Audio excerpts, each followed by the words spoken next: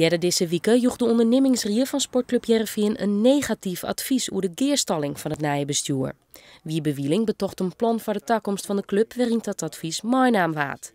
Maar de oren bestuursleden willen het OR-advies naast haar del lezen.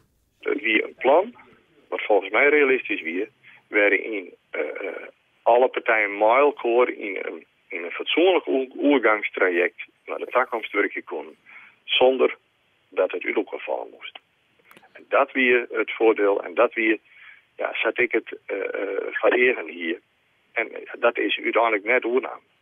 En als dat dan net oornaam wordt, ja, dan is de kern van zat ik in zitten en zat ik het horrible, die valt voort. En dan kun je net meer verder.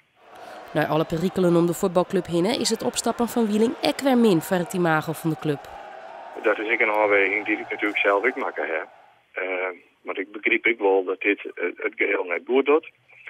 Wat ik in ieder geval net aan mij dacht, is mij alle dingen op een negatieve manier naar buiten te brengen.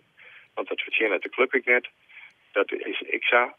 Maar ik heb van mezelf ook een grensluitsen van waar ik net hoe heen kan. Als het gaat om mijn eigen rol in dat geheel. Wieling Staak werd voor eerst oernaam terug Anne Hettinga, de financiële man in het bestuur.